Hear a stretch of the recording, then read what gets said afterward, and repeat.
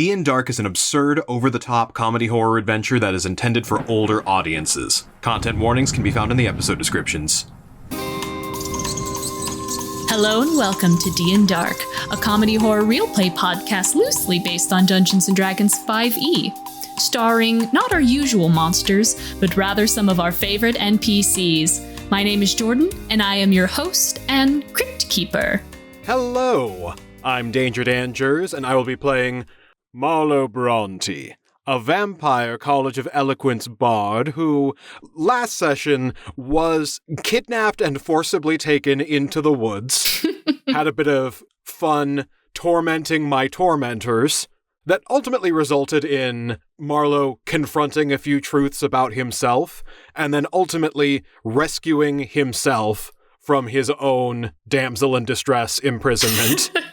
And I will also be playing Maledict Stonecroft, a vampire hunter-ranger who, last session, also confronted some inner truths about himself. He rendezvoused with Gonzo and learned about the state of the town, the Hallow spell, all of the general demonic goings-on, as well as the nonsense with the vampire hunters, and has sort of been coming to terms with his own feelings and closeness to the town, and need to take a step up and assert what is important to himself and where his own boundaries are, which he and Marlowe had a bit of a conversation about. It is probably for the best for both of them to take a break, go their separate ways, and both grow as people before progressing any further with their relationship. I am also playing Lady Emelia de Gonzola, a human life domain cleric who, last time, continued to try to get through to Jonathan Harker about the importance of the undead within Stratford and the way that the town's systems and society works, as well as to the town as a whole, and is still in the background, kind of working overtime, trying to save everyone's collective hides while the town argues amongst themselves. But now the demons have come to roost, so time's kinda up. And with that, we'll jump right into it. The demons are here, and the demons are about to attack. The hallowed ground ritual will go off in 5 rounds. Whatever demons are still outside the borders of Stratford will be locked out and unable to enter. Whichever ones are inside Stratford will be incredibly weakened. And because Dan was able to convince the people of Stratford to welcome the undead in their ranks, in their community, they will be unharmed and unpushed from the town. Otherwise, they would have abandoned ship. Oh yeah, goodbye. Yeah, peace out, guys. Good luck. And we are ready for the siege on Stratford. All right, demons, you mess with one of us, you mess with all of us. Yeah. And then while you're spawning in tokens, just to get ahead of it, Maledict is going to use his special vampire power to summon 4 wolves. Ooh. Heck yeah. As the birds are escaping from the trees and the looming presence is here, it's arrived. You see tumbling and barreling out of the bushes, there are these mounds of flesh with eyes and teeth. We've seen these ones before when they were attacking Marlowe. And quickly behind them, there are these horrible humanoid creatures crawling out, their skin twisted and pulled, and horns and fangs and claws sticking out from every direction. These horrible wiggling snake creatures with beaks and claws erupting from their faces. And out through the treetops are fluttering these, they look like horribly mangled human faces with wings coming out the side. And behind them all, there is this abyssal creature that, even with the randomness that things are spat out of the abyss, is built for war. It is a centaur-bodied creature with a tail that ends in a sharp knife-like horn and huge claws on its front hands and horns coming out of its head. Kendra, please describe this demon. There is oddly an air of silence with all of the chaos that's going around. Somehow there would be like smoke or fog rolling across the green, as the hoof stamps through and you see it swirl and swoosh about and disperse, and the camera pans up, and then there's the Armanite. And this centaur monstrosity is trotting along and surveying the land, and, for lack of a better term, is hell-bent on destruction and chaos and bloodshed by any means necessary. Brilliant. And you see there is a lot of that potentially before you. Editor Dan here. So, throughout this episode, we throw around a lot of names of different demons and don't spend a lot of time differentiating between what is what. So here is just a quick little vocab list, bestiary type thing of the different types of demons involved in this. There is the Armanite, played by Kendra in this. That is a centaur-like monster with a face like a hammerhead shark and with a tail that is a knife. That is the Armanite. There are maw demons, which look kind of like yo-yos if in the center they were lined with razor-sharp teeth, and they had a whole bunch of spider-like eyes along the side. Those are the maw demons, primarily played by Bailey through this. There are the Dretches, also primarily played by Bailey in this. They look kind of like a tapir with the face of a bulldog. Bailey at one point describes it as looking kind of cow-like. They are basically these big, fatty blob monsters that are not quite bipedal, not quite quadrupedal, and do a lot of odor-based attacks, so brace yourself for the fart jokes there. There are Gricks, which are primarily played by Grayson in this, which they are like a little snaky worm-like thing with a beak and with flower petals around their heads. They're kind of like the Demogorgons from Stranger Things. Then there are the Vargulis. They are also primarily played by Grayson in this. They are severed heads with bat wings. Those are Vargulis, played by Grayson. Hopefully this helps. If this is how it starts, we will start with Maledict. You are first up because you have been anticipating it. You've been feeling it in the air. You've gotten the feedback from your animal minions. What would you like to do? Because I don't want to add to the token madness just yet, I'm going to hold off on summoning in animals. So instead what I'm going to do, I'm going to use this turn. This is still going to be another prep turn. I am going to cast the spell Flame Arrows, which basically just results in Maledict gathering all of his arrows in his quiver together, getting his longbow ready, and coating every single one of his arrows, 12 to be specific, with sulfuric powder that should ignite when the friction of the air hits them. So for my next 12 arrows, they will deal an additional d6 of fire damage. Brilliant. Nice. And then as a bonus action, I am going to put a hunter's mark on this guy, the centaur man. On the big boy. On the big boy. Oh boy. Going Alright. straight for the throat. So that is action and bonus action. For movement, he is going to take to the rooftops Awesome. as he prepares his longbow to start trying to rain down from a distance. Brilliant. And then it's the star of the show. It's Flame Skull. Flame Skull! Is this the same flame skull that was in the club? Yeah. Yep. This is our disco ball. Amazing. Don't let him die. Flame Skull makes his way out of the nest, sees the approaching army of demons, kind of gasps, or as much of a gasp as a skull on fire can. He looks to his partner and says, "I've always wanted to do this. Throw me!" Yeah! And I'm just going to say that is his 40 feet of flying movement. Just getting thrown. Yes. This is how I want to flavor this next bit. It is because I have been playing D&D for 5 years now, and I've never gotten to do this next thing, so I want to make it as dramatic as I possibly can. Please do. So the Revenant grabs him, throws him. He's spinning end over end, and the flames consolidate, condense, get smaller. He is now just a skull.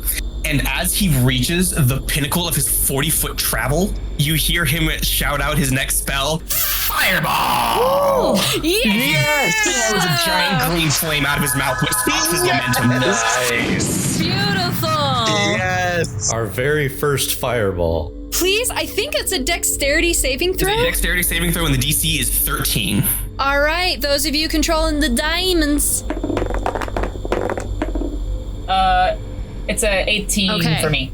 So I believe that's half damage. That is half damage, so it's going to be half of 8d6. All right, can you roll that up for us, Daniel? There is no I in team. However, there are 6 eyes in fuck it. I don't care how big the room is. I cast fireball. Yeah. 27, so Kendra, you're going to take half of 27, rounding down 13. 13. I believe it's 13 for the Grick, and the Varaguli also take 13. Well, the Maw demons fail, but they have resistance to fire. Hey! The Dretch succeeded, and it has resistance to fire. So half that again? Yeah. So that'll be a quarter for the Dretch, but then half for the Maw Demon.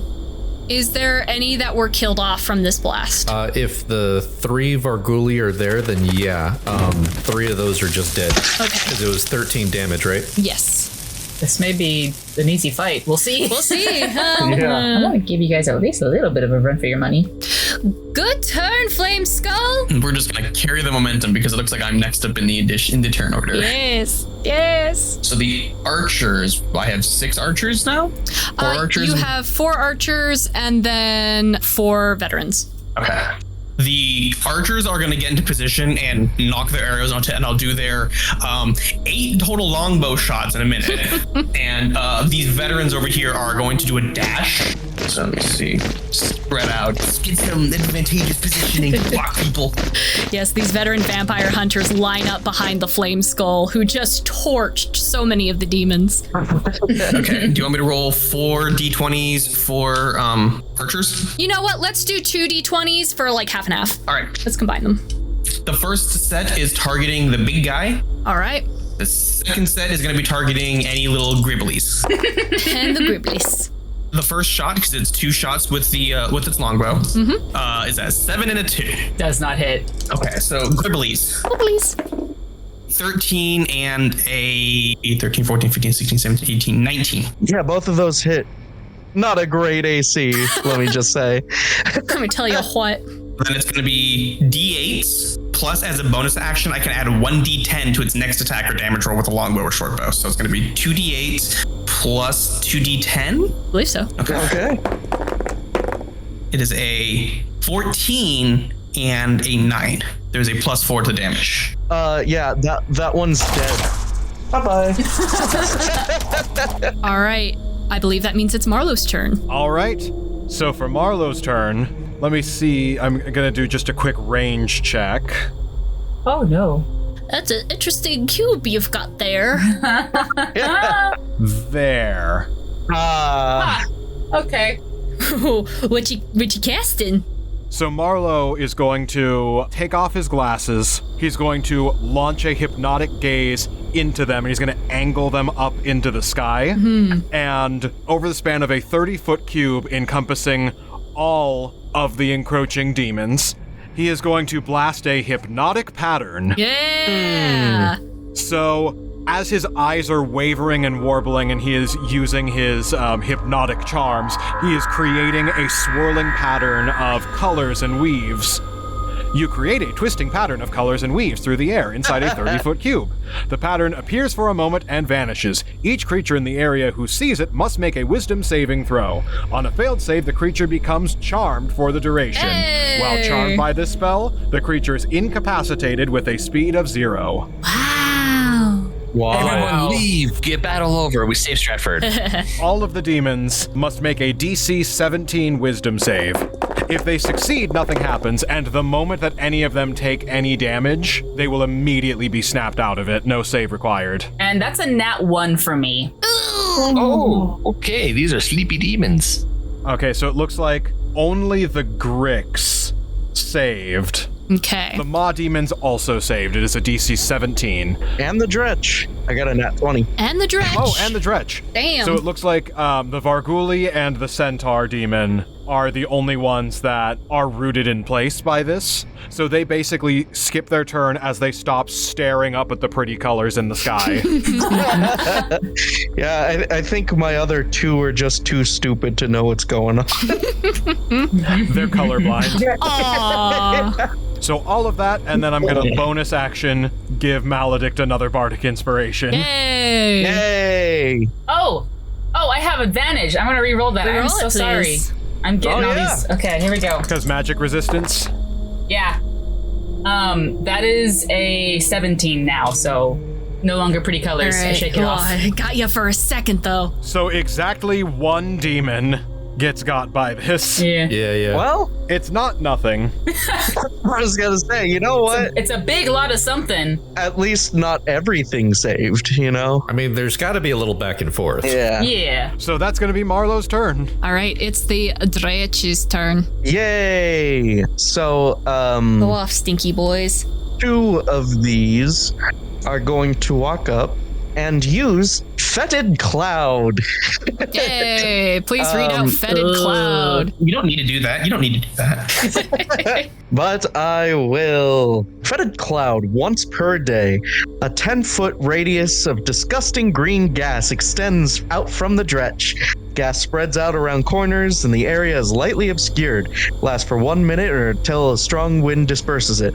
Any creature that starts its turn in that area must succeed on a DC 11 Constitution saving throw or be poisoned until the start of its next turn. While poisoned in this way, the target can take either an action or a bonus action on its turn, not both, and can't take reactions. Is that friendly fire as well? If you have I don't know if you're vulnerable to poison. I think you're okay. No, I'm immune. I just wanted to know. You're immune. Okay, then it'll do nothing, yeah. Okay, cool. Do you want me to roll for all 5 of my goons in there? Yes. Is Flame Skull susceptible? I think undead are generally immune. Damage immunity is cold, fire, poison. He's immune to poison. Okay, so he's fine. So he's So the first guard is a nat 20. The nice. second guard is a 17. The third veteran is a 15. And the fourth veteran is a 17. Yeah, I'll save. Damn. Yes. These guys know what they're doing. They've experienced worse gas in the barracks. I believe their vision is obscured. It says lightly obscured, yeah. Okay, so they will have disadvantages to hit if they remain in the cloud. When they start their turn in that area, they must make that save again. Okay. And that'll do for the dretches. All right. Maw Demon's turn. Maw Demon. Maw Demon. All right. Where's the paw demon? Been waiting for that. I'll take all the cheap shots. This guy's gonna come up here and attack the Flame Skull. Not the Flame Skull. No, thank you. Yeah, Flame Skull. Unfortunately, the dretches are in the way of anything else. True. Big old lumpy bodies are blocking the way. Yeah, so it's just gonna make a bite attack. Hey, friend, you don't have to do that. 16 to hit. That hits. That hits. And it does 6 damage. Rude.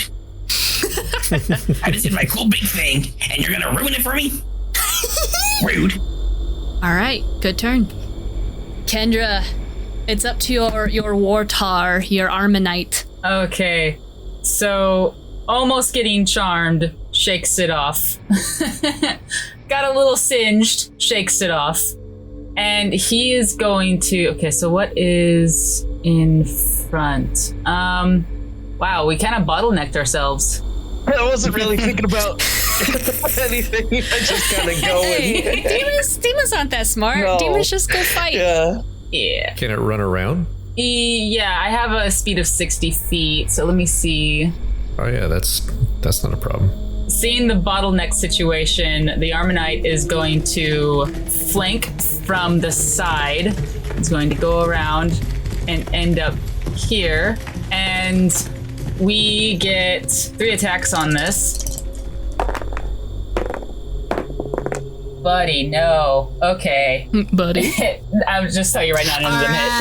Alright, so He's caught up in the excitement and throw hooves and claws and his tail, and they whiff. He's used to fighting devils in the abyss during the Blood Wars. He's getting acclimated to these spry little humans, but that's all part of the challenge, baby. Yeah. It is now the Grick's turn. Uh-oh. They can't really do a lot because we're all bottlenecked in the center. They're really just going to be running up the side. Those ones can climb, right? I have no idea. Yeah, the Gricks can Oh, they climb. can? The Gricks can climb. Mm-hmm. Yeah. Okay. Well, if that's the case, I will change it a little bit. I don't think he'll actually reach anyone, but he'll be on the roof. All right. And then I got one more little guy because I think the Varguli that I've got on the field is stuck. Yeah, he is hypnotic pattern. Yeah. Okay, so yeah, both Gricks are just going to end up on the roof, and that'll be their turn. All right, they will slither up there and get primed to strike. Brilliant. Okay. Hey, it's Ghoul's turn. Heck yeah, let's ghoul it up. Oh, hell yeah, it's my favorite kind of turn. We're just moving. Yep, the ghouls are just gonna run out and be like little frontline fodder. All right. Nice. Hey, don't worry, Woo. ghoulies. That's what we are too. Oh wait, what am I thinking? Can they hold their action and just attack anyone that walks by, since we don't normally do opportunity attacks? It would just be a similar concept. Yeah, absolutely. And then I believe if that's it for the ghoulies, the Varaguli Turn skipped. turn is skipped. So now it is the vampire spawn. The vampire spawns plural, and if you look over, you'll notice that one of them is one of the goth vampire twins, the surviving one. But he's hanging out with a new best friend, and that new best friend is clearly like just really introverted and lonely and is being like molded unhealthily into a surrogate new brother replacement. I need to double check which one died. They were Cleo and Theo. I don't know which one survived. Maybe even that one doesn't remember. You got a 50-50 chance.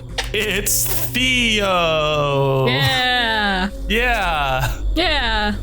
No, you're wrong. I was just about to say. So Theo and friend. Anyway, they're gonna, Theo and friend are going to walk over and try to like sidle up next to Marlowe and appear cool. Yeah. Yeah, we're with the vampires, pretty sweet. Not a big deal, but like pretty cool. Brilliant. All right. If that is their turn, it is Gonzo's turn. A petition that I would like to make. Yes. If I have Gonzo focus entirely on the Hallow this turn, can we advance that timer by 1 round? Yes. So that now goes down to only 4 rounds we need to do, and then once it circles back around to Maledict, it will be 3 rounds because I've advanced it by 1. Yes. Okay, so Gonzo is going to skip her turn, just entirely focus on trying to double down on this Hallow, and like really expedite those incantations and these runes. Brilliant. Thank you. Then we are going to jump to Skeletons. Skeletons, that's me. And I believe your zombies are a part of that turn as well? Yeah. So what my skeletons, all 4 of them, is they're gonna go 30 feet in about a straight line. Okay. And what they are gonna do is they're gonna ready their arrows because they have bows, and they're gonna shoot into the chaos at the freaking demons because why not? All right. Please roll their to hit attacks at once, and then we will go from there. Oh. Okay, one of them did get in that one, but 2 of them got 19s. So I think 2 are gonna miss and 2 are gonna hit. All right. Who are they aiming at? One of them is gonna aim at this guy, The Armonite? the Armonite. No. The other is gonna aim at this guy, and the other 2, their arrows just like drop because they didn't pull back hard enough. The Nat 1 skeleton does the thing where you shoot the arrow backwards and it just lands in his eye hole. Pretty much, yeah. So please roll damage for the Armonite and then damage for the Dretch. The Armonite is gonna take 7 damage, and the Dresh is gonna take 4. Okay. That's it for my skeletons. Zombies are just gonna they're just gonna move forward. Their speed is 20 some feet, I think. I think so. They're pretty slow. Just gonna do the zombie shuffle going. And they're gonna right past the Revenant, who is but bigger. Pretty much, yeah. There's a stat block, Ben, and if you just want to keep them simple. He's gonna be chill, no worries. Oh my god, he is strong as shit. They're very strong. Yeah, we don't want to mess with him. That's the reason why he's the bouncer. Yeah, Vortenberg was a stronger one of these. Oh, good God in heaven. Okay. Yes. Yeah, so the Revenant is just gonna go, me, help, and just run past the skeletons and just loom ominously behind this line of vampire hunters. Okay. And then, gosh golly, it's gonna be Jonathan's turn. He's seeing this first round of this fight, and he's seeing that none of the undead are attacking any of the vampire hunters in the midst. If anything, everybody's working together. And he has he's almost two people in one person for his ideals. Would you say he has two wolves inside him? He has two wolves inside of him. God damn it. I can't ever speak. And he feels... What you gonna do, Jonathan? You gonna fuck it up? What's up, Jonathan? What's going on? He doesn't know!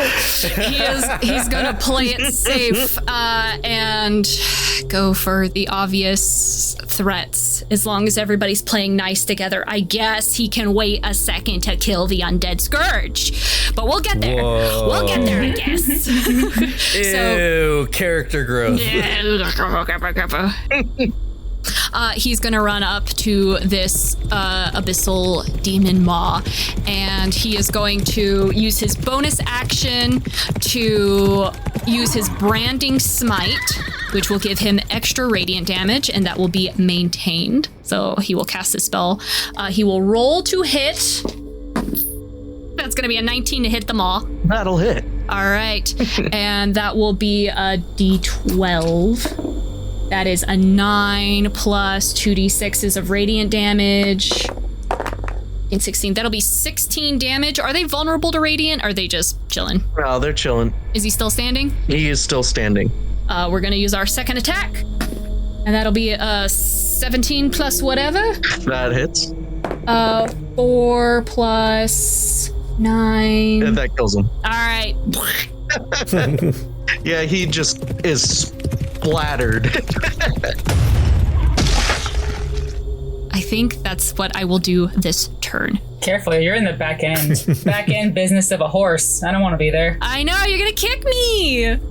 And you have like a blade tail. You're intense. Yep. It is... And also a demon cow is right there.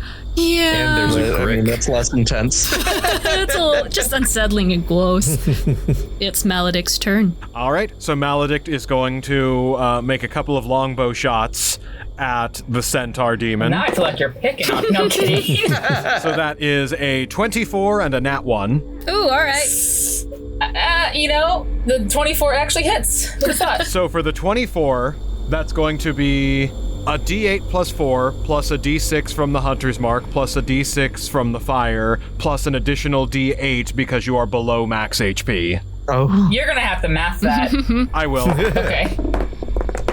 So that is going to be 17 damage. Okay. And then the second was a nat 1. So what happens with your nat 1? Breaks his bow. No. We won't make it that dire. Not in these circumstances. Typically, I've been doing friendly fire for these, but I would prefer not to shoot Jonathan right now. I will leave it up to you, though, Jordan. Roll a d20 for luck. 2. That's not very lucky. Roll to hit Jonathan. That's a 28. That hits. That so for sure hits. Oops. Again, fuck that guy. Yeah. Jonathan's like, I fucking knew it. I knew it. As soon as my back was turned. That's going to be 12 damage to Jonathan. Oops, did I do that? And he looks back at you with this burning fury. And what's the look on Maledict's face? He's going to do the little, hands up whoops that you do when you accidentally cut someone off while driving. Like, ooh. So he will, slightly grimace, hands up, and just kind of mouth, sorry. surprised he didn't blame one of the archers. Jonathan's eye is twitching. He's like, it is the Flame Skull's turn next, unless there's anything else Maledict can do. That's gonna be it. Okay, real quick, Maledict in the middle of going, shit, oops. You feel a rumbling in the air and you feel that looming darkness get closer. Any birds that really tried to tough it out in the trees are gone now. They have flown the coop. And you see starting to crest over the trees and over the hill, there is this horrible demonic face. Teeth so large, their tusks, multiple eyes, and 4 arms like a giant gorilla. But the arms and legs and limbs keep on going. And you see 30 feet tall, a gigantic gorillapede. Also known as an udok, but for our purposes. Holy crap. And as it's cresting over this hill, its form is so big on the skyline, it is starting to block out the sun. It's still hitting. For all mechanical purposes, the sun's still hitting, but it is eclipsed as it's cresting over. How many rounds away is it? It is. We have, what? We currently have 3 rounds remaining before the Hallow goes up. Well, let's see its movement. Basically, will it enter initiative this round? I think go ahead and throw it in there, but it will cross the threshold next round. Okay, so then I will not act on the big thing until next round, but as it begins to approach and loom over this town, Maledict is going to see it coming, just kind of shudder, and will whisper to himself, "Oh no, it's some kind of vaguely defined abyssal super weapon." Really? Nothing from you, Aaron? I'm on push to talk. I know, Aaron's been really quiet. I'm being respectful. Not allowed. No respect allowed here. So, unfortunately, Daniel cannot be the Flame Skull anymore. Yeah, something came up and Daniel needed to leave, so his forces have been dispersed to everyone else. Let's see. I think the Flame Skull is going to use Fire Ray. No. Magic Missile. The other thing wizards can do. Magic Missile! And with Magic Missile, you create 3 glowing darts of magical force. Each dart hits a creature of your choice that you can see within range. A dart deals 1d4 plus 1 force damage to its target. The darts strike all simultaneously, and you can direct them to hit one creature or several. I think Flame Skull is going to cast this at 2nd level. So it has 4 darts, and it is going to cast it at this dretch right next to it, to its left, and then the Maw Demon to the south of it. 5 to the dretch. 5 to the dretch. And 6 to the Maw Demon. All right. And it's going to try and fly out of here, because it's getting a little packed. I like to think that one of the veterans just scoops it up with its sword and flings it back. Yeah, just like, get out of here. Come on, I don't want to hurt you, man. You're very endearing. It is now the vampire hunters, which are the archers and the veterans. Do we know the distance that the longbows can reach? Is it 60 feet? Funny enough, longbows actually are not good at short range. They have a minimum range of 150 to 300 feet. So if we're being true to that, then anything closer than 150 feet away, you would have disadvantage to hit, and anything further than 300 feet would be out of range. But we could just ignore that. And it's lightly obscured in this cloud as well. Mm-hmm. I mean, I could always have them back up. No. They've got short bows that do the damage of a longbow. Wow, they're so actually equipped. Then what I will do is that I'll have 2 of these archers run off to the side over here. And of course, just have these guys just kind of keep in formation a little bit, because of course they're professionals. And making, I don't know, some approximation of where everyone is in this area, and kind of remembering where their veteran allies were. Pull back, let loose the arrows. All right. Please roll all their to hits up front. 5 probably doesn't hit, and the 3 doesn't hit. An 18, and then above a 20. They would probably be going after the dretches, mostly just because they know that they're the ones that are obscuring the vision. Mm-hmm, making the stinky stink cloud. Yeah. Yeah. And they want to clear that up as soon as possible. Yeah, Fair enough. both of those hit. So Please roll damage. 10 on one, and then we got 7 on the other. both of those will kill. Okay. And does that dissipate the cloud? No, the cloud is still there. Oh, that's right. Because I think you said like a gust of wind, right? Yeah, but hey, now there's less reason to be there. Yeah. That's going to do it for the archers. Now the veterans. Oh, they all have to make a DC 11 Constitution saving throw. One does not pass. Okay. I'll say the one that's like right in front of you. In that case, it can only take an action or a bonus action, but not both. And until your next turn, it can't take reactions either. But then after that, it's not poisoned. Gotcha. Okay. Well, then we will start with that guy that can only take one action. He will do a longsword attack on the dretch. Ooh, that's not good for him. Oh. Yeah, that's probably not going to hit. That's a 7 in total. That does not hit, no. Okay. So that guy whiffs. His buddies are going to see him suffering, and at least one of them will be able to step up and take a big ol' swing again on that dretch. That one rolled a 13. Oh, that hits. Already. Are there any bonuses to the damage? Yes, it's going to be a +3. Okay, you killed it. Hey, Grayson, please describe how you kill that stinky stink boy. So the veteran dude, he notices that his friend's in trouble, and he's like, "Nah, I got you, man." Runs in there, takes his sword, and kind of just runs it right through, and then just kind of like pulls it out, does a quick swing, and the blood just splatters everywhere. I'd like to say that my little dretchy boys, the last two surviving ones, because they have telepathy, they fully experience the death of their brethren. Oh my god. Oh. Stinky tears fall from their eyes. They just fart in nervousness. It's just gasoline, just straight pure methane. Yeah, absolutely. They pour out a fart for their brothers. Oh my god.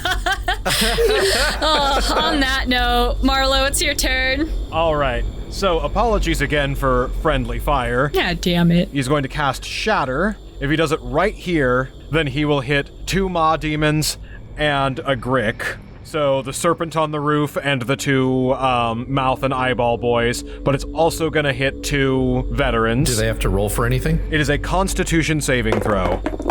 So that is a DC 17. Holy crap, all right. And I'm going to say he's going to upcast that to 3rd level.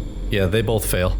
For the veterans. How the Maws doing? One rolls a 19, the other one rolls a nat 1. Hey! So the nat 1's going to be 8d8. The Grick rolled a 17 on the die. So they will still take half damage. Okay. So I'm going to do that now. So that'll be 8 damage for the successful saves. Okay. That'll be 13 damage for the people who failed regularly. And then for the nat 1... that'll be 29 damage for the crit fail. Yeah, that one's dead. Jonathan seeing his allies get hit with that shatter, it's gonna be like, Does he see it? Because they're in an obscured cloud. it's lightly obscured. Do you want me to roll for it? That's fine. If you want him to see it, go for it. Yeah, he's gonna see his allies get hit with that shockwave, and he's like, "You bastard! I know it was you! I know that Sweeney Todd screech anywhere!" And Marlowe is going to put his hands up and mouth sarcastically, "Sorry," Oh my god! as he rolls his eyes. At least Maledict's was a little sincere. And that's going to be Marlowe's turn. Jonathan's like, I hate these guys so much. You know what? That's not going to be Marlowe's turn. He's going to give a bardic inspiration to Jonathan. Hey! Jonathan's incredibly conflicted. He's going to say, "Sorry," That's the bardic inspiration. and then wink. And then in that confusion, you feel bardically inspired. I feel icky. And then that's it for Marlowe. Yeah. All right, it's the Dretch's turn. The remaining survivor Dretches, hearing the screams of their brothers in their ears. The dying farts. Yeah. No, brothers! This one runs up and it's going to take its multi-attack at Jonathan. 16, 17, 18 to hit with the first attack. That'll hit. And 12 to hit with the second. That will not hit. It's going to do 6 damage. All right. Yeah, that's my turn with those guys. So it'll be the Abyssal Maws. Abyssal Maw. He's going to attack that guy that's right in front of him. Nat 20, nice. Ooh. Oh, nice. I mean, no. Is that first nap for the baddies? If you're not counting ones, sure. I'm not counting the ones. The embarrassments. I've had a few natural 12s. All right, that does 13 damage. All right. That is the end of mine. Kendra, it's your Armonite's turn. The Armonite is going to notice that Jonathan gets behind him, and so his tail is going to whip around and try to attack. All right. 13 plus 8. That'll hit. Okay. No. Stop picking on Jonathan. I know. He deserves it. He's a little bit. It's a little bit more than a little guy. Yeah. To be fair, he's a very nuanced villain. He's been through a lot, man. He doesn't understand how this world works. It's going to be 15 slashing damage. Ooh, owie. And the reason why I didn't do all 3 attacks is because I want to do Lightning Lance.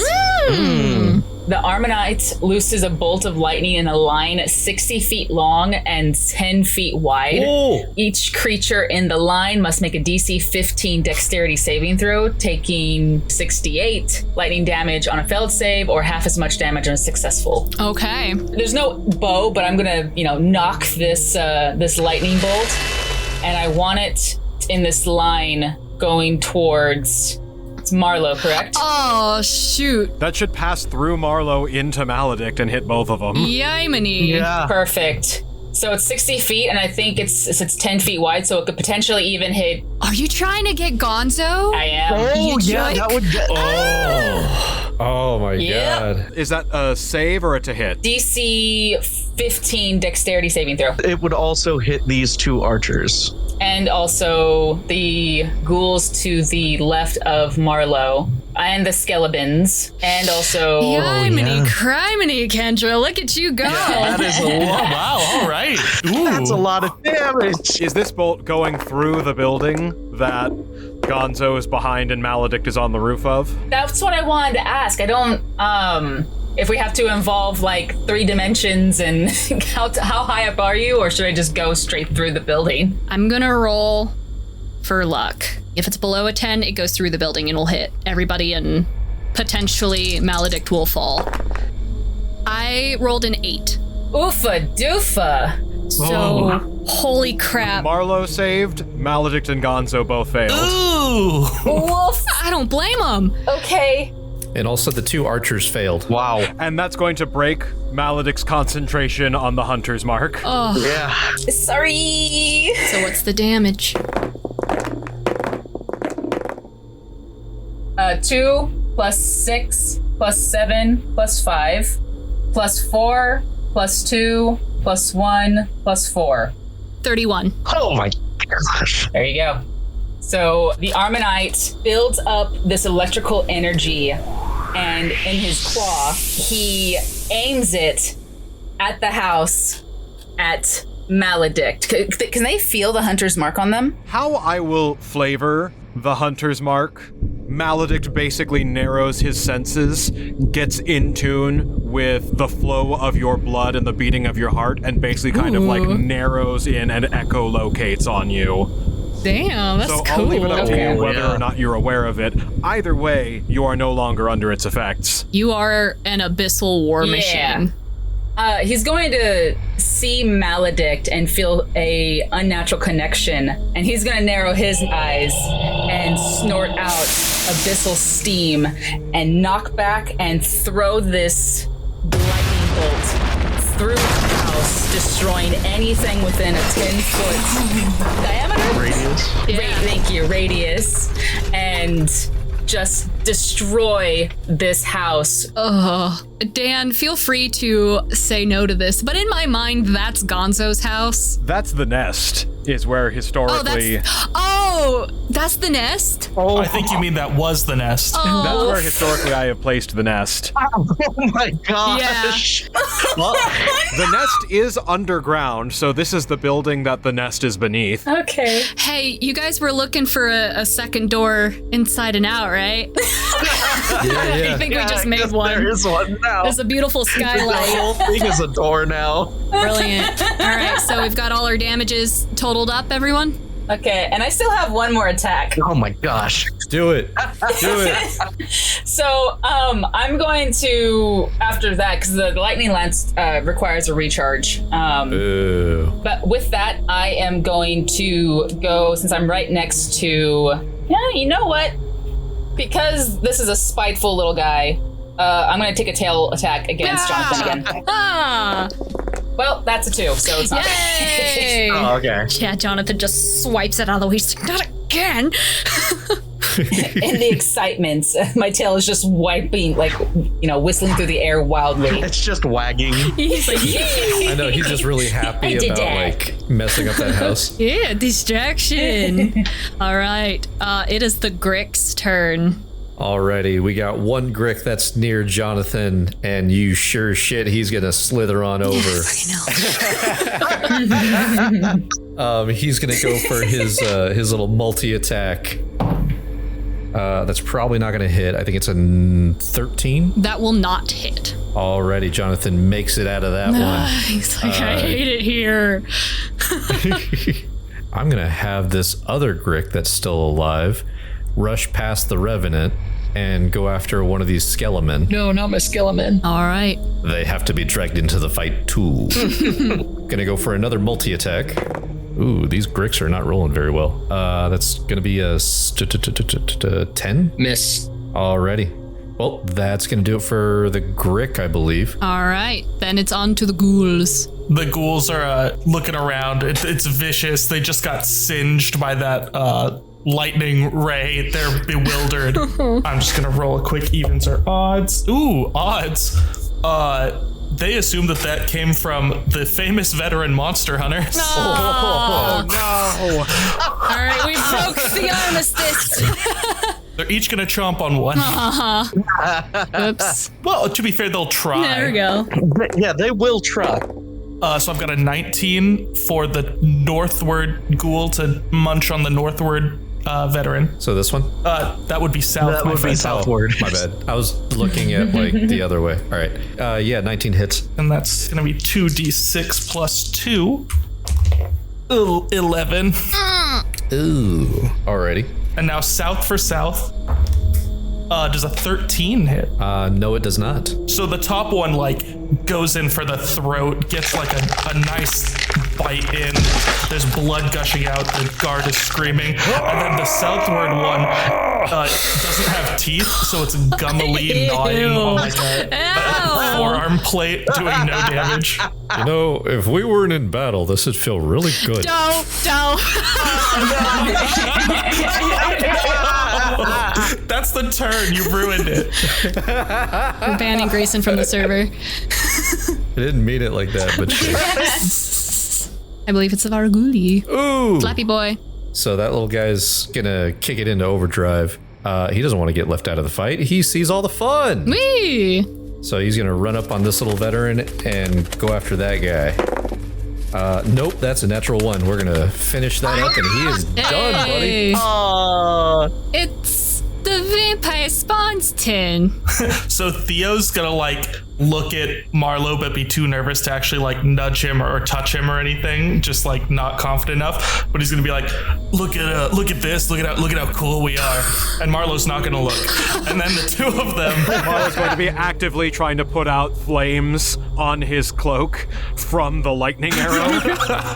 and these two singed, electrified Goths are gonna run over and try to get their revenge on the lightning slinger. Bring it on, come on. I will have one attack with claws. Ugh, does a 12 hit? Nope. That one wasn't me, says Theo. And then he's gonna go ahead and do his attack. That wasn't me. Does a 20 hit? Yes. Okay, cool. So that's gonna actually turn into a grapple. Theo's gonna like mount the horse part and be holding on around the neck. And he's gonna go for a bite attack. You guys are saying I should get banned. That is what it's called. Yeah, come on. I'm doing everything right. Anyway, it's a 24, so it hits. So it's gonna be 8 piercing damage and 11 necrotic damage. Hey. Nice. Yeah, holy shit. Also, I'm juiced up. I got most of that electricity. Well, Theo did. The other goth teen is still looking pretty rough. And then you can see survivor's guilt flashing in Theo as once again it looks like he's gonna make it. Oh no. He is the stronger twin. Damn. That'll do it for them. Brilliant. All right, it is Gonzo's turn. I will say the same thing as previous turn. If she dedicates her full everything to this, we can eliminate an extra round. But to finalize the hollow ground, she will need to go towards the center of where this is being cast. So you can choose to make her way over, but that does put her at risk if you choose to do so now. I think I'm gonna do so now. There is... Nowhere safe. I was gonna say, you could just walk right through. Yeah, she's gonna walk through the wreckage of the building atop the nest and just kind of shakily make her way forward. She's still going to choose not to do anything so that we can expedite the hallowed ground. So that goes down to 2 rounds needed. When it circles back to Maledict, it'll be only 1. Brilliant. Okay. And that's gonna do it for Gonzo. All right. It's Skelemans. Okay, so got 2 skilly boys left, and those skilly boys are just gonna look at each other and go, "We gotta attack the one that killed our friends until we meet again!" And then they rush the big one. Good luck. Poke a rib at me. They are going to attack with their short swords. Nay. Okay, well, one's, it does 21 hit. That hits. Okay, well, 1 hits, 1 misses, because I got a 7 and a 17. Yeah, no. Boo. 3 damage. Oh. Well, one skeleton just, yeah, it literally does poke a rib at you. Ow, stop it. Ow, stop it. Well, you know what? Damage is damage. Yeah, true. Damage is damage. It's emotional damage. And it's the Revenant's turn next, It right? is the Revenant's turn, yes. Well, Big Boy Rev is gonna go, "Be smash horse thing," and go straight to the Armonite. Sorry, Kendra, you became public enemy number 1. I don't know, yeah. That's fine. Hit me with your best shot. 14 plus 7. Gosh, I dang. think you hit me with your best shot. I hope you guys realize that if I regain my charge attack, you guys are in danger. Oh yeah, we're boned. We are totally boned. You'll clear the board for like quite a few people. 14 damage. Sweet. Oh my gosh. Second attack. Dirty 20. Yeah, it hits. Yep. Now my dice are liking me. Shit. 10 damage. Okay. I will say that I am bloodied. Hey. Oh. So take that for what it's worth. We're almost there. All it took was the full dedicated effort of every single person. All right. Is that the end of the Revenant's turn? That is the end of the Revenant's All turn. right. What you doing, Jonathan? What's Jonathan doing? Oh, man. Oh, Jonathan. Shucks. Jonathan, huh? What a bore. I mean, I know we had a chance of redeeming him, but that's not looking good at this point. No. There's been a lot of friendly fire, we'll say. But he's going to see this guy here. He's going to make his 2 attacks, and that is One of them's a net 20. Oh my gosh. The other is a 6 plus 7. So a 13. I don't think that'll hit. Who are you trying to hit? You! Star of the show. Oh, okay. Who else? The one enemy in this entire game. Yeah, only one hits. Kendra's very popular today. Yes. Oh my gosh. Wow, guys. Can't keep his claws off me. All right, so that is going to be... That's going to be 28 damage. Jesus. Oh my gosh. Oh, okay. You killed me. I'm down. Yes! Oh my gosh. I had 25 hit points left. Damn. Jonathan gets the win. We hit it till it died. Woohoo! He's just boiling with so many conflicted feelings and rage that it looks like he's working with the undead, but the undead aren't working with him. And just takes his lance and just runs him through. And then when he sees, oh shit, that did it. Now what? He's gonna get the hell out of this very close crowd. But why? I'm surrounded. Dang it. I was gonna fart on him. No! Actually, before I leave, because I'm a mounted combatant, that first roll was initially a nat 20. That's what took down the Armanite. I'm going to roll my advantage attack against the Dretch behind me. What? No, And see he if- just wants to fart. That's why he must die. That is an 18 plus 7 to hit. Oh. That'll hit. All right, let's get rid of Toots McGee. Let's see if you can. No, that's true. So that's 10 damage against the Dretch. He survives. Ah. And he's like, I am not sticking around to figure out what that thing does. And he's gonna just like gallop away. Oh, look, there's another Dretch though. Oh, there's another one over here. Ah! I saw you moving over there and I was like, oh my gosh, he still gets to get farted on. Can he do anything for his bonus action? I don't think so. Lay on hands. I don't know. Oh, why, thank you, Grayson. He's going to It's not like I have a use paladin. lay on hands There we go. on himself to heal Get that boy back up. to his full. Hell yeah. But that is his turn. He's feeling better. Physically, yes. Emotionally, no.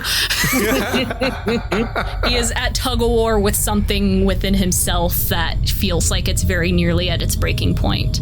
But off in the distance, off on the horizon, that looming shadow in the sky is getting closer, and it crosses over the threshold into where the hollow ground is going to take place. Oh no! He is going to move his speed of 50. Hello. And as he crosses the threshold into Stratford, is going to start crushing houses around him and just collapsing them inward. And then that will be his turn. Maledict, it's yours. All right, we got one round before the Hallow, so we just need to make it to the end of this. We need to make it to Gonzo's turn, basically. Basically. So, seeing that the Gorillapede crossed the threshold, even though the undead were actually doing quite well in this up until this point, Gorillapede is a dangerous foe. So, I don't know, we never established what this would cost, but this feels like a full turn worth of action. Let's see.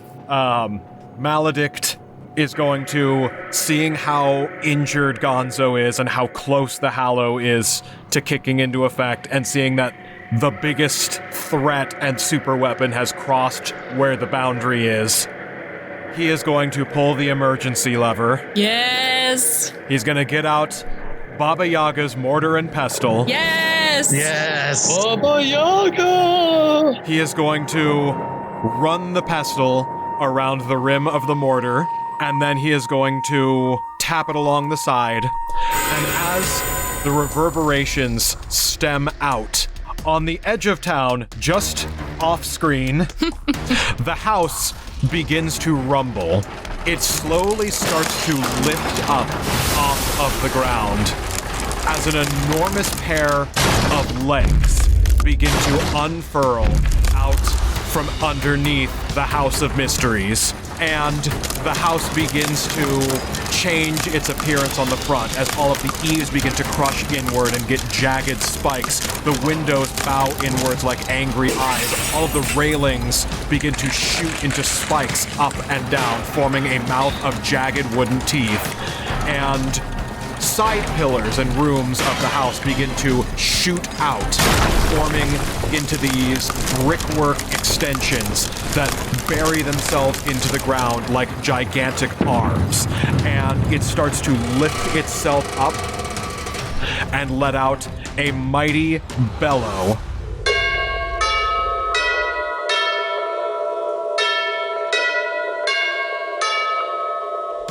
As the house looms on the distance and begins to make its way in, joining into the initiative. Yes. Oh, shit. Yeah. Baba Yaga! Oh my god! Oh boy. And like the Mystery Shack in the finale of Gravity Falls, Yes. Amazing.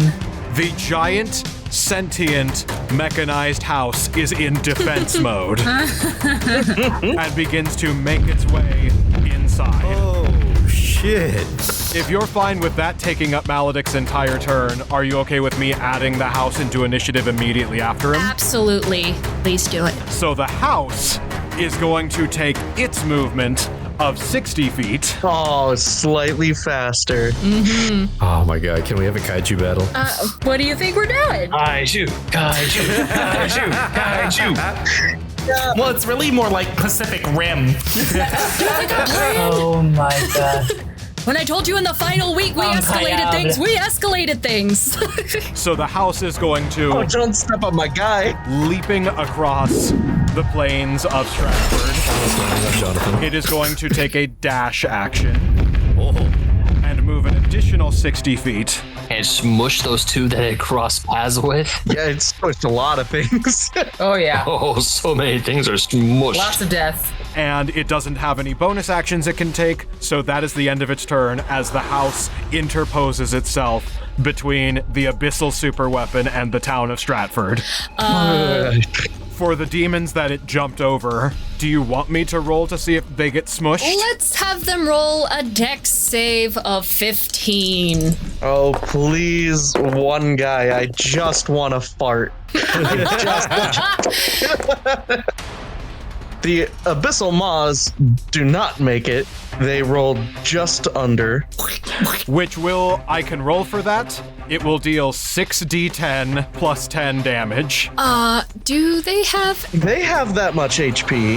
Okay, roll it. Yeah, let's see.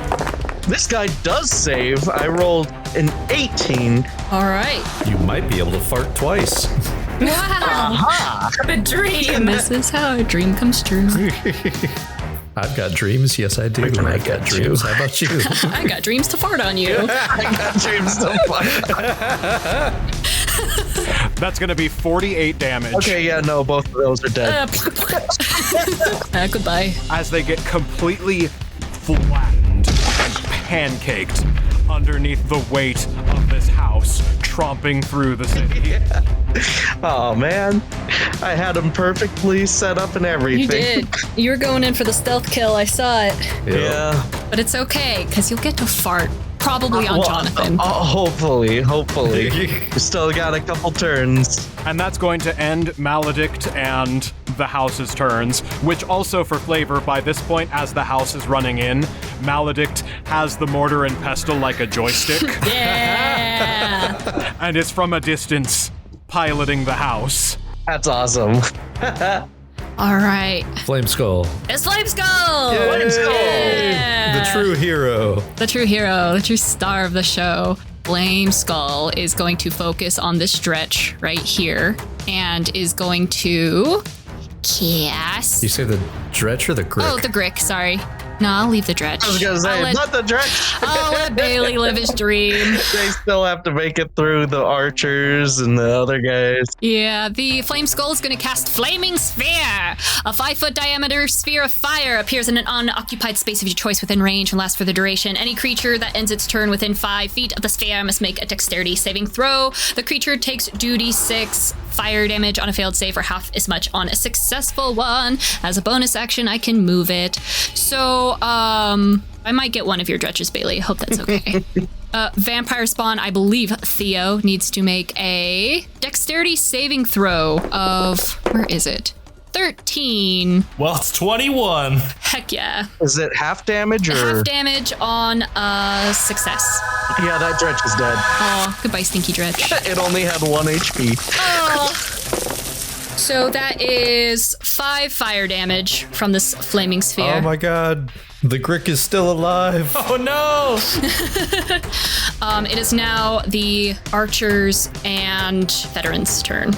The veterans, I'm looking to see who they can attack. Veterans can go after, they're going to be ganging up on the little demon maw dude and also the one little Volguli thing. Volguli.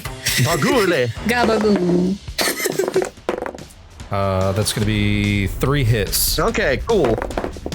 So 16, 17, 18, 19, 20, 24. Marguli's dead. And then the archers are going to pretty much gang up on the Grick that I have over here. All right. And all 4 of them are going to let loose their arrows because I'm just going all in on the guys that I know I can hopefully kill. Miss. That's a hit. That's a hit. Oh shit, one of them crit. So that's a 9 damage on the Grick. That's right there. Unfortunately, he's still not dead, but that is their turn. Brilliant. It is Marlowe's turn. I guess he is going to do Dissonant Whispers on that Maw Demon. Wisdom save, DC 17. All right, I did not save, so it's dead. All right. It had 1 HP. Hey! And then the moment I've been loathing, but everyone else has been waiting for, it's the Dretch's turn. It's part time. It's Spartan time. The Dretch is going to go up directly to Jonathan, and it's going to slowly bend down and just rip the fattest cloud. Oh my god. What's the saving It's a throw? constitutional 11. All right. 12. I just barely. Oh, dang it, okay. Wow, Just barely. Ooh. But it was about sending a message. I like to think part of him is like, I deserve this. I thought I was going to be the hero here, but no, I'm getting farted on by a demon. All right, I see. Okay. Yeah, and the demon seems to be really enjoying himself with it. I think I deserved it. Brilliant. Is there anything else you'd like him to do? That's all it can do. That is its entire movement and its entire action. Brilliant. It is the Grick's turn. Just for the sake of the story, I'm going to abandon my original plan, and the Grick will turn around to Jonathan. Hey! Rolled an 18 to hit. That'll hit. So that's going to be 8 damage All right. on the tentacle, and then it's going to be 12, 13, 14 for the bite. All right. 14. Yowie. And that's going to be the Grick's turn. Can I ask to expedite Jonathan's turn to right now? Go for it. Above a 10, he does the good thing to do. Below a 10, he does the bad thing to do. He rolled an 11. Oh. He is going to sigh as his whole worldview has been irreparably shattered by his experience in Stratford. And he's going to go to Gonzo, get off his horse, get off his high horse, and he's going to help Gonzo complete the ceremony the way she wants it completed. What do you mean, boo? That's what we want. I thought we liked character development in here. Character development. Oh, I see how it is. He is going to do that. He's going to help Gonzo. Rather than the alternative, if I had rolled lower, which was going to be to turn on the town and start knocking out the undead. Because he chose to save them rather than use this as an opportunity to use this vulnerability against them, something within Jonathan breaks. And that divine energy, that righteousness, that oath of vengeance that he carried with him into this, that he was trying so hard to stand behind and keep is snapped. His paladin oath of vengeance is broken. Ooh. As he chose to save the town and spare the undead over vanquishing them. And Gonzo is going to nod as she is saying the incantation. She's going to break very, very slightly to mouth the words, "Thank you. Mina would be proud." Oh, shit. Oh! Jonathan just breaks down into ugly crying, ugly tears. He's sobbing as he's like reading through the rest of the incantation and waiting for it to go off, which it is now Gonzo's turn, and the incantation goes off. This ground in Stratford is now hollowed. The demons that remain here in the grounds are weakened. They are vulnerable to all attacks. Any possible future encroaching demons will not be able to step on the grounds of Stratford. It has been protected.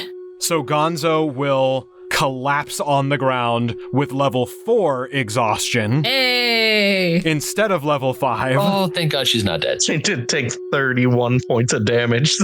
She did. Her HP is still cut in half, so she's got 10 HP now. Oh my god. So she is going to collapse on the ground as light begins to shoot out of her, solidifying around the runes.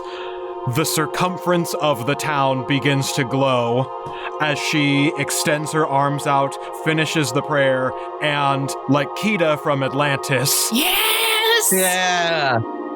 a bubble forms over the town of Stratford, glowing with this yellow light, this aura that encompasses the entire town, and she begins to shrivel as her life force is leaving her to cast this spell, and collapsing onto her hands and knees, weakened, out of breath, hanging on to her last shreds of life, she shares that burden with Jonathan, who helps keep her stable and keep her alive and going as she starts to try to hobble her way to safety. And he will for sure assist her. All right, do you want to just cut to the House of Mysteries versus the Udak? Let's do it. Yeah, let's do it. Udak first. The Udak is going to charge into the house. This is a siege monster, so it does double damage to objects and structures. But it is weakened. Yes, it is weakened. It'll be vulnerable to any attack, so any attack that the house does will do double damage. Got you. So basically they're just doing double damage to each other? Yeah. So it breaks even. It's a 11 plus 13 to hit. That will hit. It's going to be 21 damage as it rears up, slams, and bites into the house. It's going to take its second attack, is 11 plus 13. That'll hit. That will be another 21 damage. And then 3 plus 13 is 16. Does that hit? That does not hit. All right. And it's gonna just bellow outwardly a low, bassy rumble that it just shakes the ground around it. All right, House of Mysteries. All right, so the House of Mysteries is going to very carefully try to step over everything as it rears back and prepares to ram the monster, push it outside of the limit. So it's going to charge forward, leaping at the gorillipede. And that's a nat 20.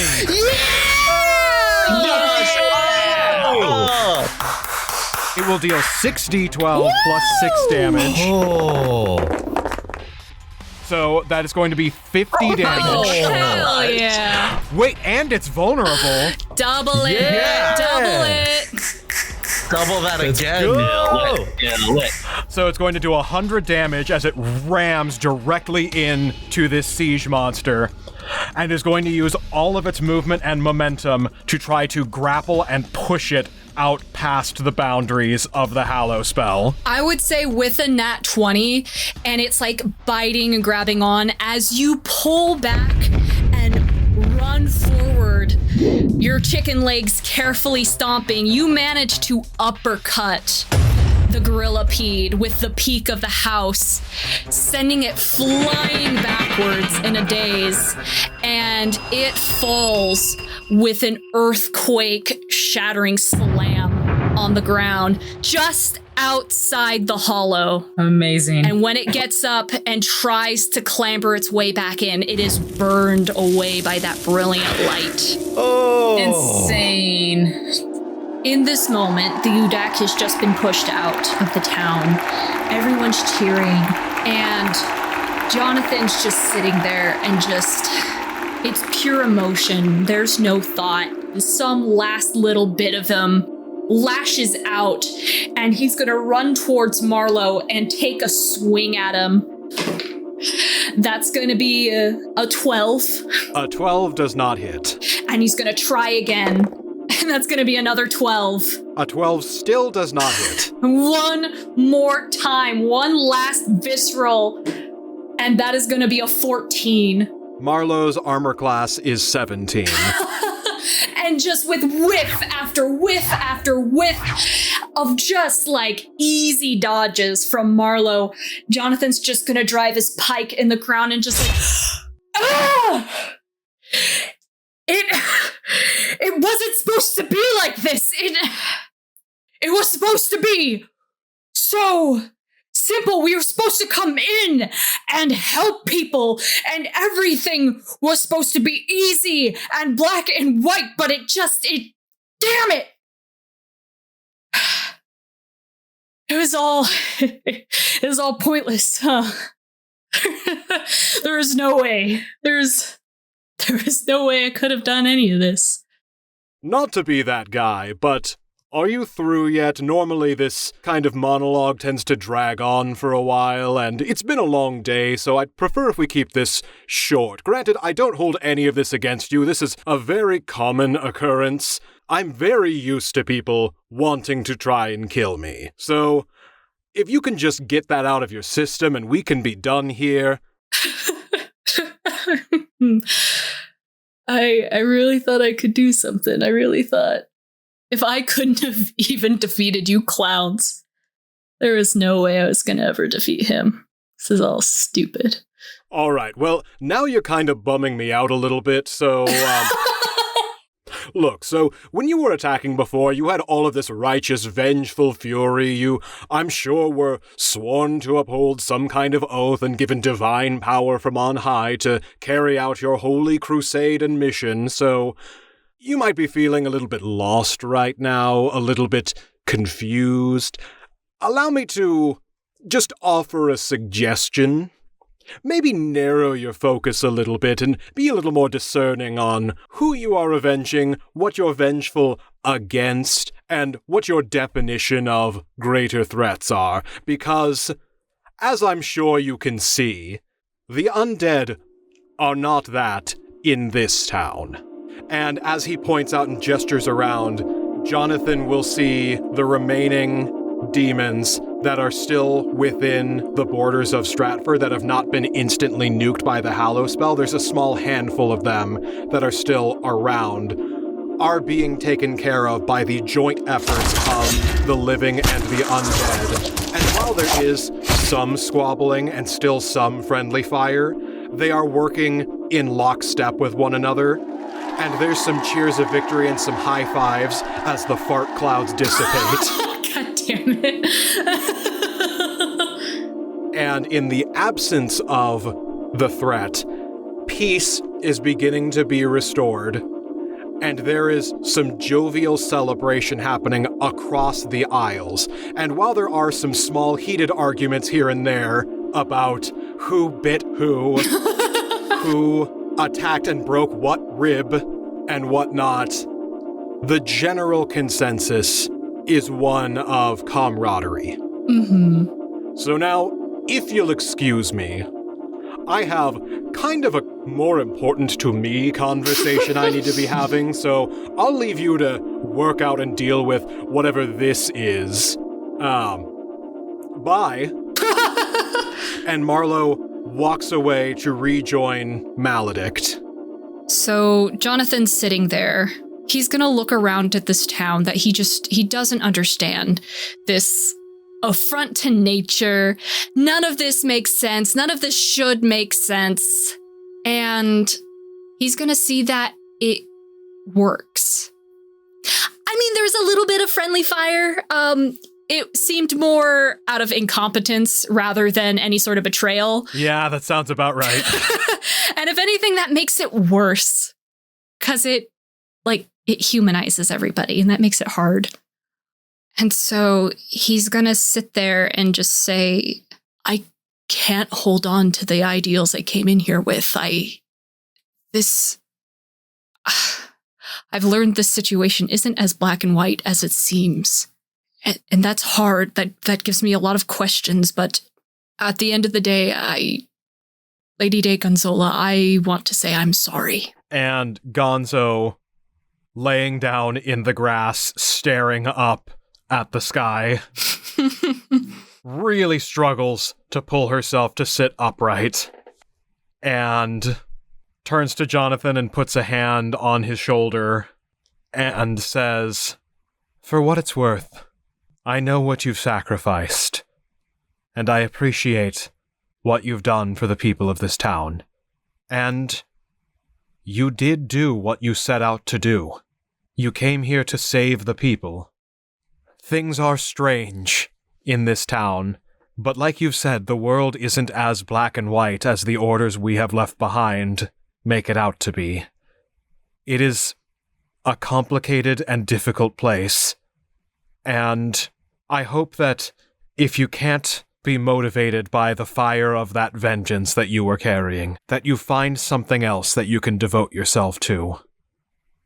She's gonna look over to the giant gaping hole in the building on top of where the nest is. Mm-hmm. "Well, the work isn't done yet. We still have a lot to rebuild from, so any help that you can lend. I know from what I overheard, you're not exactly popular amongst the town, but I'm sure they would not turn away any help to put things back up. Do you happen to have any skills in carpentry?"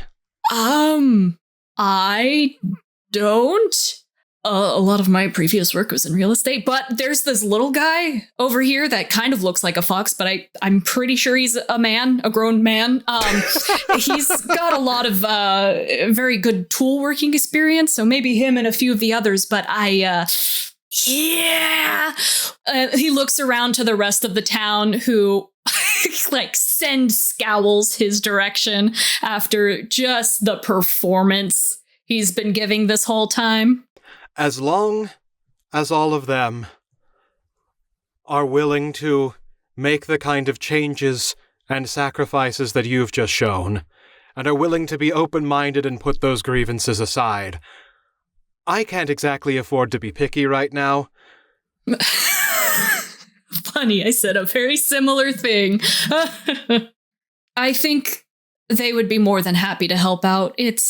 None of this is their fault. I dragged them into this and, they can't exactly go back to London, so I'm sure they'd be happy to help. "There is still plenty you can do to help us get back up on our feet.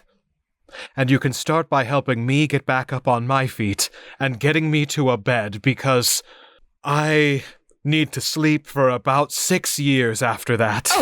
Yeah, of course. Let me help you up here. And he's gonna take her arm over his shoulder and assist walking her back to her house. And as he's doing that, and kind of walking her through the town, he's gonna look over and see where Marlowe and Maledict were standing, and he's gonna go, "Hey, you two. So one of my guys got bit by a ghoul. Is anything gonna happen to him? Is there any, town policy to kind of go through with that? I don't know, does he get a cookie or something?" "We do have an entire procedure put in place for that. He will be disinfected and compensated for the damages. When you say does he get a cookie, do you mean metaphorically or literally? I don't know. During the town hall, a bunch of them were talking about, like, they would get cookies, and I don't know. I don't understand how the policies work here. It varies person to person. It's a situational thing. I always ask to specify because some people do mean it literally. They want a nice baked treat. Others, cookie is just a metaphor for money. It really, this town has all sorts, so it never hurts to be specific. Uh-huh. Well, you seem to know this town pretty well, huh? I suppose so. It has changed a bit over the years while I have remained the same, but this town is as much my home as my home, and I have an obligation to know it better. So, I'm happy to take point and responsibility on making sure that your men get back up on their feet before they either get the hell out of here or do a whole lot of atoning. We will, of course, they'll each make their own decision, but I am on the side of atoning for everything. Are any of them good at carpentry? Because actually, shockingly, most of the houses are still intact. It's mostly the big one, but we could really use as many hands as possible to rebuild that. The sooner that this building is back up and in place, the sooner that I can go back to skulking around the nest underneath and... Well, I'm kind of getting ahead of myself. We can figure all that out later. Right. But after that, what are the two of you going to do from here? I think that is still to be determined. I need to have a couple of very long and serious conversations with some people that are important to me before deciding anything further. Well, before I let you get to that, I want to say sorry. I'm sorry. I appreciate and accept your apology. After my experience here, it gives me hope about another thing, which I think I'll move forward on that. So, thank you for that. If I had more energy and consciousness, I would ask you to elaborate on that, but I am feeling a magnetic pull towards the ground, so... Oh, I forgot I was carrying you. I am so sorry. Yes, immediately we will head right to your house. I am so sorry about that. So, serious conversations aren't really my style. I suppose I don't have much of a choice in this one, do I? No. Alright, that's what I thought. Well, I suppose if we have to get on with it, then... Where are we at? Where we're at right now is a little tricky. I am happy that you found it within yourself to open up a bit more and be more honest and forthcoming with your feelings. I still believe that we both need to do a little work on ourselves before this can continue. So if we were to take a break of sorts, what would you do? I have, and as infuriating as it is to say, I have you to thank and blame for this. I have developed a bit more of an appreciation for this town. It was mine once before. I've been secluded from it long enough. So I think I will stick around here, try to reintegrate myself into this society, help with the rebuilding process, take point on a few things, and be better about getting it where it needs to be. So what I'm hearing is that you are not running away anymore, and that you are dedicating yourself to staying within the safety of this enclosure.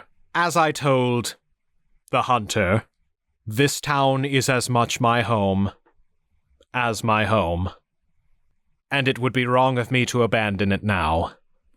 This isn't the way that I wanted to hear this, but I'm glad that I'm hearing it. Even if it means we are going our separate ways for the time being, I'm glad you're safe. And what about you? Well, even though it is nice and protected in here, I've never really been one to lay down roots in any one particular place. I will need to come back to the nest every now and again just to get my fix in, but I think I need to stretch my wings, as it were, and get around the English countryside. After all, you've seen the state that it's in, and I'd have to do it for my clients, of course. People need information now more than ever, given... And he's gonna gesture to the giant gorillapede, Udak, still banging against the barrier. As you look up at this humongous monster, you can see it's still slamming on the barrier, but it's getting a little bored. It's only a matter of time before it wanders off and crushes a neighboring town. Not that I have all that much affinity for the rest of the English countryside, but I would prefer to still have an English countryside. And given the dire state that everything's in, you don't know them as well as I do, but you've dealt with the idiots that caused this mess, so I'm sure you can agree with me that I can't exactly trust them to fix this on their own, so do you mind if I take the house? And Maledict is going to tighten his grip on the mortar and pestle and look very seriously at Marlowe.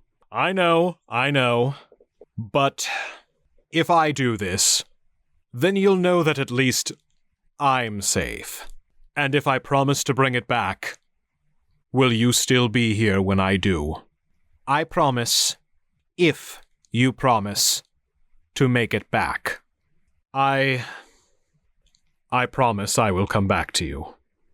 I can't promise it'll be timely. I mean, it's a magical house that I can go gallivanting all around in. Think of all of the opportunity, all of the entertainment, the hijinks, the shenanigans. Could have a whole spin-off or something about that, but I don't want to hear your deflections. I want to hear you return as a more seriously convicted and better person. I promise you that I will do the same on my end. And perhaps, if we can both work on ourselves and get into a better state, we can give this another try. I would like that very much. And Maledict very hesitantly hands over the mortar and pestle and says, I mean it. Whatever state you come back in, you'd better come back. And since you will be out gallivanting doing this whole big grand adventure, promise me that you will pick up some more traps along the way. I want that house to be even more labyrinthian and deadly than it was when I left it. And Marlowe, with a smile on his face, says, that I can promise you. While Marlowe's saying that, Jonathan is gonna very, quietly close Gonzo's door, start walking out, heading to his horse to just, I'm gonna take this opportunity to leave. Before anyone beats me up anymore. So Marlowe is going to see Jonathan, and he's going to point and yell, Hey, horseman! I want to beat you up a little bit before you go. Get over here. He's gonna turn, look at Marlowe, and while looking at him, keep creeping to his horse. As he gets on his horse and looks away from Marlowe for a second, and then looks back up, Marlowe is standing right in front of him. Ah! God damn it. All right, look, if you can do me a huge favor and just play up some of your distress right now, I have a reputation to maintain. I'm not actually going to beat you up. Look, that whole exchange that we had in the forest, we had something. There was some real chemistry there, and therapeutically, you really helped me work through some issues and come to realize a few things. So I would like to keep that train going. Since I promised Maledict that I would become a better person. So, I'm going to give you the option to say no. You don't actually have the option to say no. I want you to come with me and do more of that. You want me to be your therapist? Not in those specific words. I would much rather say something like hostage or plaything. Are you sure you wouldn't rather just beat me up? You could just beat me up and then I can go. That would be really satisfying, but where would you even go? He looks around at the town and just humans and undead alike are just sending scowls his way. And he's like,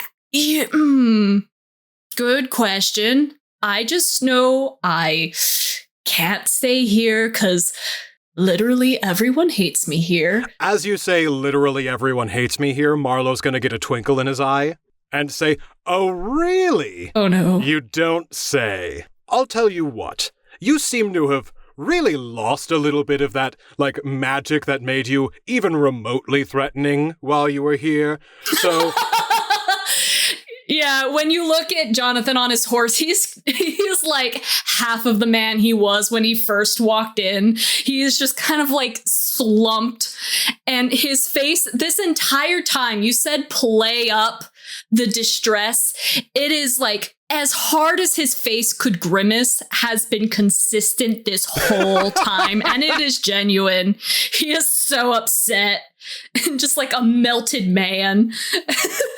I know a few secrets about magic here and there, so I'm willing to bet that whatever your whole deal is, I can help you get your mojo back. So I'll help you readjust your priorities so that you can maybe get that magic back if you'll do me the favor, on top of, providing just some good banter and a springboard for which I can grow into a better, more mature, more complete person.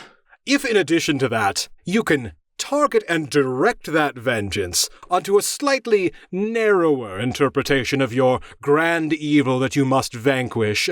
There's this one vampire specifically, you may have heard of him, his name's Count Dracula. Wait. He's been causing all sorts of problems. Wait, are you telling me you guys aren't in cahoots with him? Oh, no, not at all. He gives all of vampire kind a bad name, which, granted, vampires are pretty terrible in general. Any town other than this one, if you stumbled into this exact circumstance, you would have had the right instincts. This is kind of a unique case, but generally speaking, Count Dracula really besmirches a lot of our name, and... Are you kidding? You mean to tell me this whole time, this whole thing could have been avoided? This whole thing could have been avoided! Ah! Well, you never asked. I didn't think to. I thought maybe vampires all got together and had midnight brunch or something. I don't know. I don't know how any of this works. Well, that's where I come in. I can teach you a thing or two about how this whole charade works. I can help you get your mojo back. You can help me become a better person. We'll have this whole buddy cop dynamic that we'll be working off of. And, wait, but... And you will accompany me into my magical house. Can I not? I told you before, you really don't have a choice here. So, and then Marlowe's going to pull out a burlap sack that he's going to shove over Jonathan's head. Oh, goddamn. Now, I know I just told you where I'm taking you, so this whole blindfold thing is really unnecessary, but oh boy, is it satisfying. And then he's going to drag Jonathan, kicking and screaming, towards the House of Mysteries. Oh yeah, you want to watch your step. You might slip over the blood of some of your fallen comrades. Overnight, if you're trying to sleep, you'll probably try not to be haunted by the screams of your friends that are probably still falling down an endless body. And as this argument fades out, Maledict looks over and sees Marlowe heading with Jonathan into the house. And he's going to chuckle to himself and nod as Marlowe looks back at him, gives him a knowing nod and smirk, hops up onto the porch, takes the mortar and pestle, and begins to dematerialize the house like its heart is taking off. We are the outcasts, the misfits you might say. We deal with the nightmares that you run away from every single day. We know the world is a gruesome little place, but us outsiders, we've developed quite a taste for the grisly and morbid, the ghastly and the horrid. We know it's awful dreadful, but we like it. Just another haunted night, shrouded with unearthly fright. So when you're oh so terrified, you know who to call. The world is falling apart, we'll never take it to heart. Some monsters and creatures and spirits and specters and all, let's all have a ball.